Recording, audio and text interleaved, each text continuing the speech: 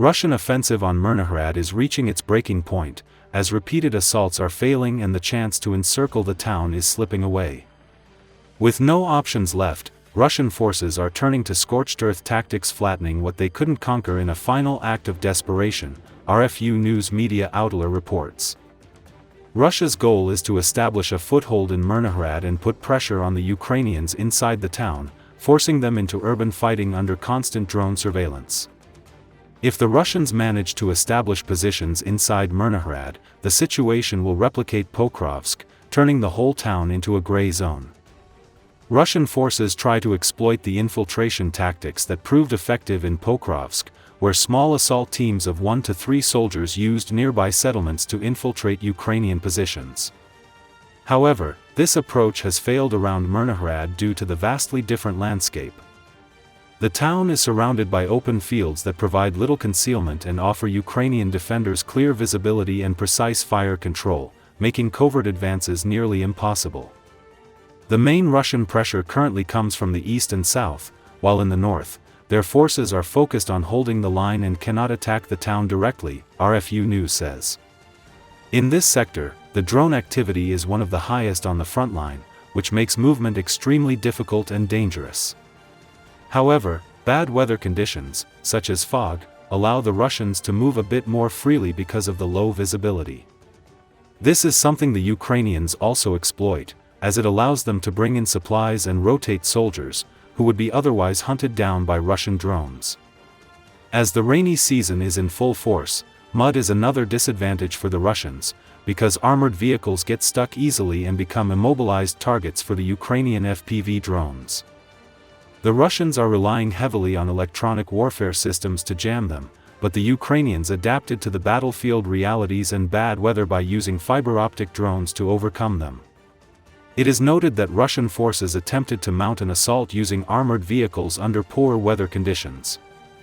Unfortunately for the Russians, despite their use of vehicles equipped with welded drone protection cages, the Purin Corps of the 79th Air Assault Brigade dispatched their fiber optic guided drones and attacked them. As a result, several armored vehicles were immobilized and subsequently destroyed.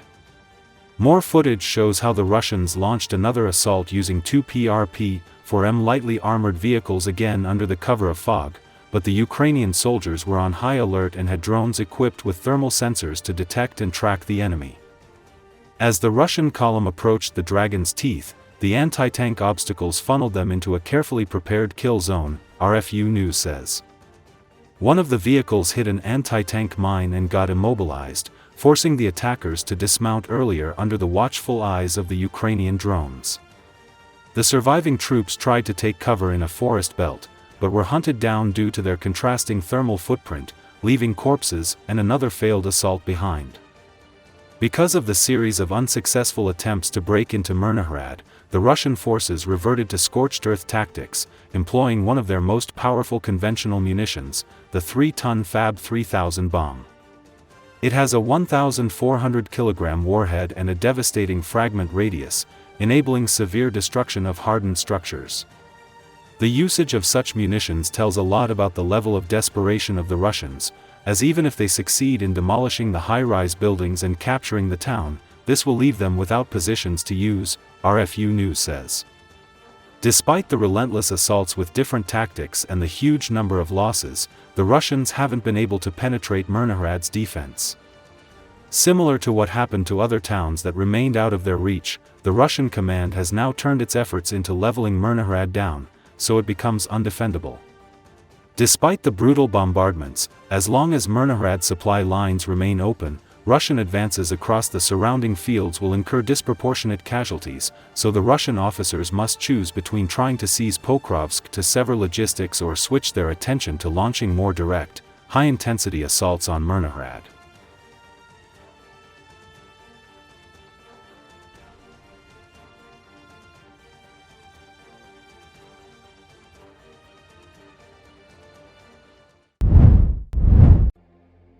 President Donald Trump on Sunday brushed aside concerns about conservative commentator Tucker Carlson's recent interview with a far-right activist known for his anti-Semitic views, which has caused a schism within the Republican Party.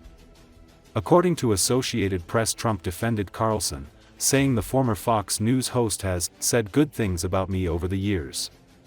He said if Carlson wants to interview Nick Fuentes, whose followers see themselves as working to preserve America's white, Christian identity, then people have to decide.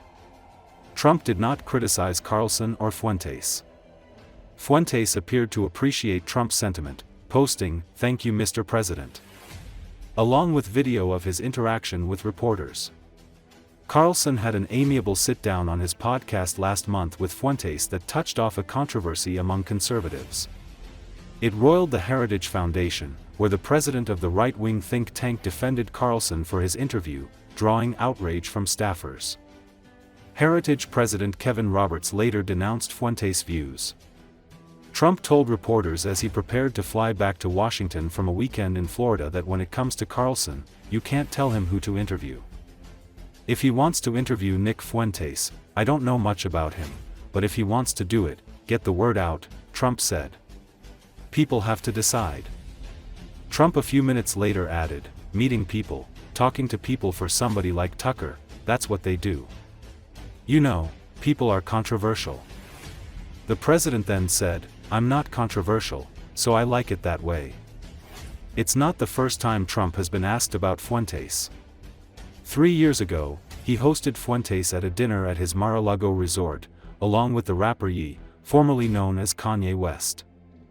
Trump at the time said he had not previously met Fuentes and knew nothing about him.